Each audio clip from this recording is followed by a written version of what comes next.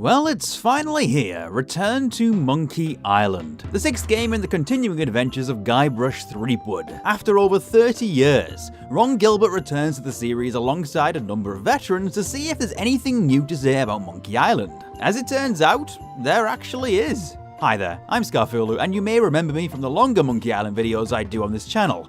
This is not one of those videos. Evidently, it's a much shorter one, and a mostly spoiler-free one. You see, it might be a moment before I get around to covering Return in detail, since I still have Escape from Monkey Island and Tales of Monkey Island to sort out. We'll get there when we get there, but I thought it might be a good idea to, at least, go over my initial thoughts on this new entry. My opinions may well change over time, but this game as it stands made me feel things. And I want to talk about it now while it's still fresh. Strike while the rubber chicken with a pulley in the middle is still hot, you know? I just kind of want to get my thoughts in order. I don't think this video is going to have a broad point or an analysis. I'm just going to kind of ramble about it and see where it goes. If you want a brief review right here and now, Return at Monkey Island is, in my opinion, very good. It shows a strong love for the series and the genre on the whole, and like I said, it has something new to say. And of course, it's absolutely worth playing. So let's get into some details.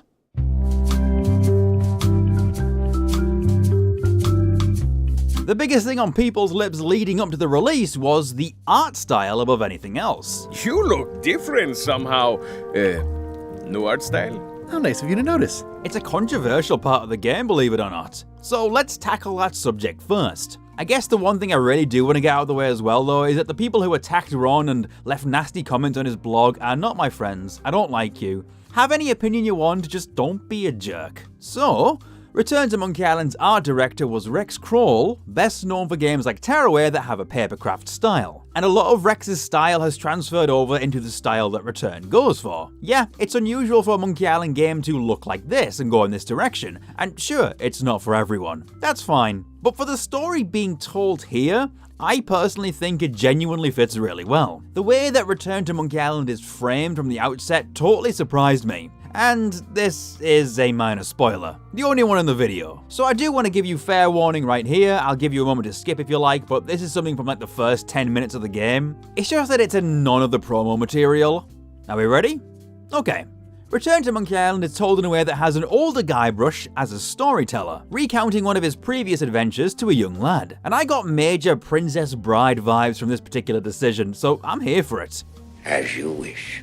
I mean, there's even a joke about kids being icked out by romance, just like that movie does. Elaine? Guybrush! Wait, are you going to tell a mushy part now? A little, but I can skip over the hugs and kisses. Hold it, hold it. What is this? Are you trying to trick me? And where's the sports? Is this a kissing book? Monkey Island does Princess Bride is such an inspired idea, I love it. But more to the point, when you have this as the way the story is framed, the art style is kind of perfect, don't you think? Yes, it's like a storybook, but that's kind of the point. Return to Monkey Island is about stories. We'll get more into that later. And again, you might not completely vibe with it. I will reiterate that that is completely fair, but I do think that it is the way it is for a good reason. There was a conscious decision to go in this direction. And honestly, in my opinion, it looks gorgeous. It's hard to overstate just how much detail has gone into every single environment, and we even have close-ups again. We haven't had close-ups like this since the first game. That makes me so happy. And seeing all these classic locations with a new but familiar facelift, it's all clearly done from a place of reverence for the originals and not disrespect at all. Even I wasn't completely sold on it initially, but it totally grew me when I saw it in action. When you're immersed in the characters, the world, and the dialogue, it's not something you're even thinking about, you know?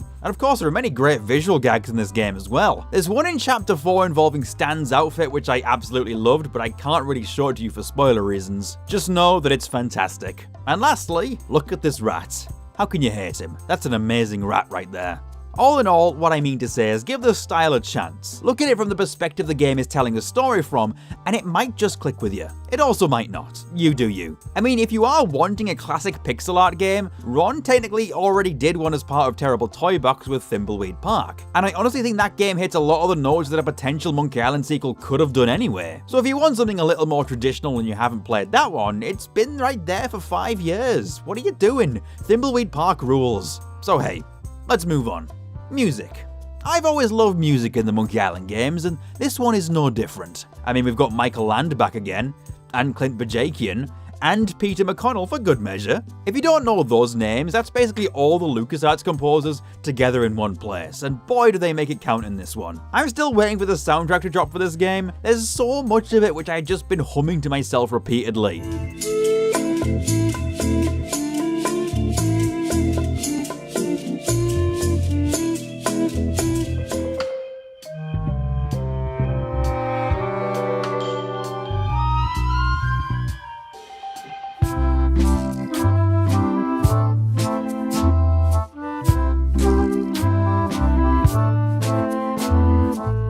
It's such a gorgeous, beautiful soundtrack, and I teared up at several moments just hearing a familiar theme. I'm not ashamed to say that. These returning melodies are great iterations and they come from a number of games. Most of the familiar tracks come from Monkey 1 and 2, but I did catch Murray's theme from Tales of Monkey Island in there as well, which was really neat to hear. Murray? Indeed, I am Murray, the all-powerful demonic skull. Woe upon thee, foolish mortal! You have unleashed certain doom upon all your feeble fleshy kind, for the wrath of Murray shall be very funny. And there's also an implementation of an iMuse-esque system that makes nearly every location in Return feel like Woodtick from Monkey 2. It's something that was done sparingly in the older games, but here it's everywhere. A visitor! Wait. Guybrush Threepwood? And it's really lovely. Just walking about Melee Island was just fantastic. Voice-wise, it's also nice to have so much of the cast return from previous games, and keep doing the characters super well. Of course, Dominic Armato is on top form once again, and I really love the way he plays Guybrush in this one. It oddly feels more personal from Armato, and it carries through in the performance as he portrays an older Guybrush. Ha! At last! Hello, Monkey Island. It's me, Guybrush. Did you miss me? Your secret will be mine. 10 minutes, tops. We also have a bunch of other returning cast members like Alexandra Boyd, Danny Delk, Leilani Jones-Wilmore, Neil Ross and Rob Paulson among others. It's like the greatest hits of Monkey Island voice casts. I love it. Of course, the elephant in the room here is that Earl Bone is retired, so he no longer plays LeChuck, which is sad. His performance was iconic, but hey, he did give his blessing to recast at least, and recast they did, with a pretty big name too, Jess Harnell, who does a surprisingly excellent job of capturing the spirit of the character. He's not Earl Bone, but he's not trying to be. And I think that was the right call. I was really surprised at how quickly I accepted him in the role, honestly, he does great. Look, I'm just going to call you Swabby. It's not good for the chain of command if we get too friendly. Overall, it's just nice to hear these characters in action again. I missed them. How's it going in there, Murray? I don't know what you're planning now, but I'm going to see you burn for it.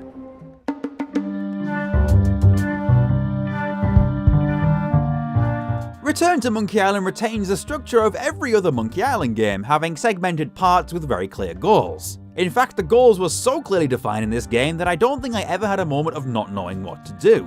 It helps that Thimbleweed Park's to-do list system has made its way over here as well. More adventure games should have these, I think. It makes it easy to drop back into a save and look at what you need to do. I dig that. And the gameplay itself feels like a very streamlined adventure game. But I have always said you only really need to look at and interact with things. Anything else is just obfuscation that slows down the process, really. Verbs and symbols are, as much as I adore them, outdated. Return just feels good to play. Nothing is fiddly, Guybrush moves quickly and efficiently. You can use a map, you can hold a button to see all the clickable things on screen. A lot of this I've seen in other adventure games, sure, but they're good features. There's even an in-game hint system if you get stuck. The hints vary from vague to outright telling you what to do, but they're kind of handy in a pinch. It's just a lot of quality of life additions which show a strong understanding of some of the more frustrating elements of this genre. And yes, I love point-and-click adventure games, but who among us hasn't sighed while playing one, realizing you have to slowly walk all the way back to another area because you forgot an item, or gotten annoyed because you missed a tiny pixel of something clickable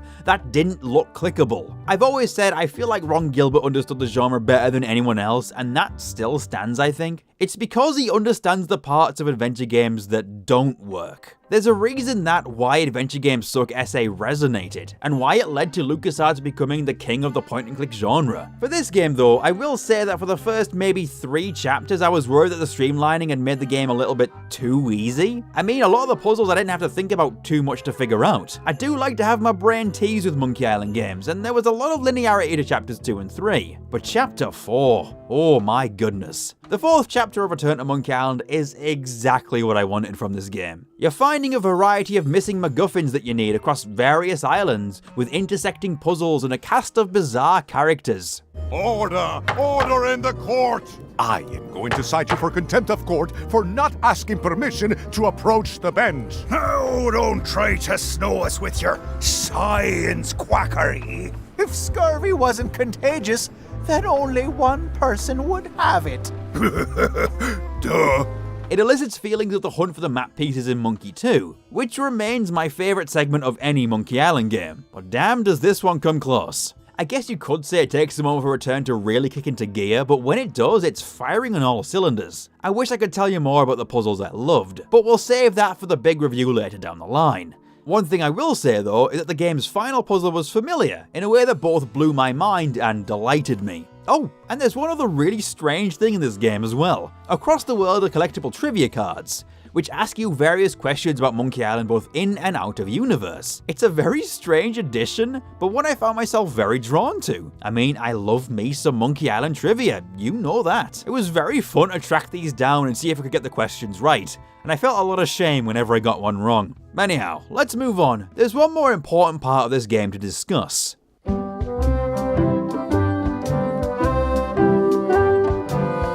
The story of this game and the writing of the characters were always going to be what made or broke the game. The real meat and potatoes. I'm happy to say that I enjoyed both. The story is told and framed in an interesting way, and yes, it does pick up from the ending of Monkey Island 2, while still acknowledging all of the other sequels. I'm kind of impressed at how they pulled that off. It's a having your cake and eating it situation that somehow worked. Ron Gilbert and Dave Grossman slipped so easily back into these characters, and they all made me laugh at different moments.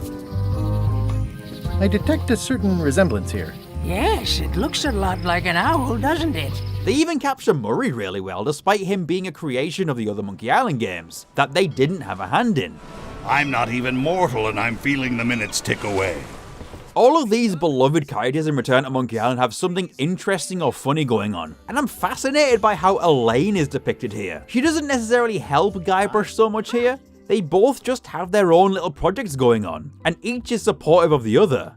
What's a nice girl like you doing in a tropical paradise like this? Harvesting limes for the foundation, and waiting for a ruggedly handsome pirate to stop by. It's very cute, surprisingly so. I much prefer her depiction here to how she is in Curse and Escape as well. I mean, she retains her competence, you know? As for the other returning characters, I mean, you have some major ones like Stan and Carla, of course, but also some minor ones like the Scumbar Chef and Cobb, aka the Loom Guy, who no longer wants to be the Loom Guy. Beat the rush. Go out and buy loom today. Yes! Now get lost. I love that. The Loom speech gets funnier the older Loom is as well, so it's perfect. And yes, the other Loom reference is still there. The plaque says, in memory of looming seagulls of old. God bless you, little seagull.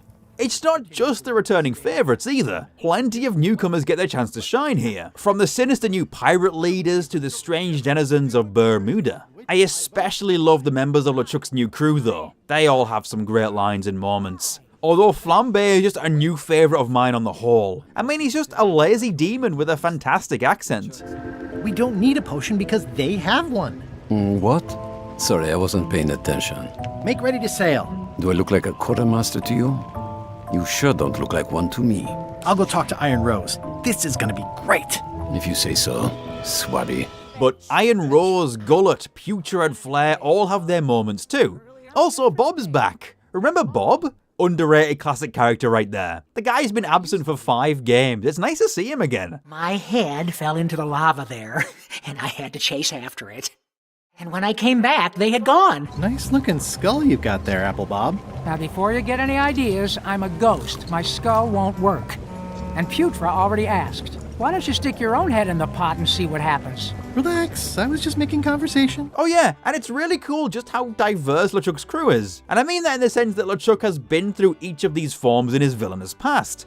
You've got your ghost crewmates like in Monkey 1, zombie crewmates like in Monkey 2, demons like in 3 and 4, and an evil human just like in Tales. That was such a cool detail. I'm not sure how intentional it was, but I really love it. As for Guybrush himself, it's an interesting depiction. He does some good things, some bad things, and he definitely feels like Guybrush, just a little bit older, and a bit more mellowed out from his youth. It really feels like a natural progression of his journey from game to game. But yes, he does do some pretty terrible things here. But he does get called out on it, and it is kind of part of the story. So how about the plot itself? Well, it follows Guybrush attempting to tie up a loose end over 30 years in the making. Just what was the secret of Monkey Island? It's up to you to guide Guybrush, to find a way to it before anyone else does, whether that's LeChuck or the new pirate leaders. The journey this tale takes you on is pretty par for the course of Monkey Island. Guybrush is clever and sneaky and succeeds in many things, but he's also incompetent and careless and fails in many others. That's just how I like him. And his efforts culminate in an ending that will,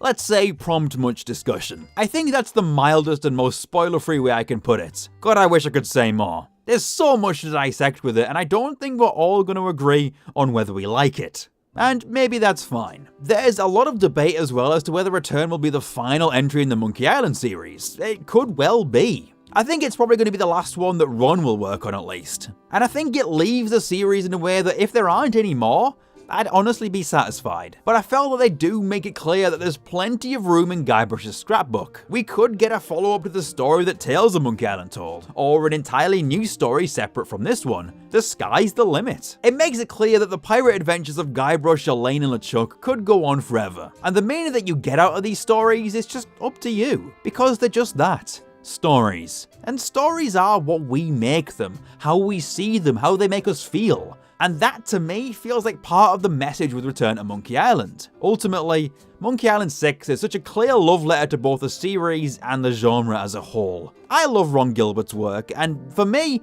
this one joins the pile of excellent graphic adventures under his repertoire. But I can't just lay all the praise at his feet. I tend to do that a lot, and while I love Gilbert, this one is clearly a love letter from a team of veterans to the series and newbies alike. It's a project that bleeds joy and fun, and it made me feel very happy. It reminded me of why I love making those super long videos on the older games. It spurred me on to keep sharing the joy. It made me think about the series as a whole and why I love point-and-click adventure games. I probably wouldn't have a channel this size without this genre, honestly. Anytime a big name like this one makes a return, it just makes my heart swell. And the fact that it's this series? Gosh, that means a lot to me, you know? I should perhaps cease my ramble now. It's probably clear that I love this game. I don't know where it stands in my rankings alongside the others yet. I don't know if it's quite as good as 1 and 2, but it's maybe not far off. And in my opinion, at least on par with the other sequels. I'm really looking forward to giving it a full rundown in, let's be real everyone, it's probably going to be in like 2024. I mean, I've barely started on the Escape from Monkey Island video. Just be patient with me. But I mean, if you can wait 13 years for a new Monkey Island game, and then 30 years for Ron Gilbert to make a return, then, you know, I think you'll be alright.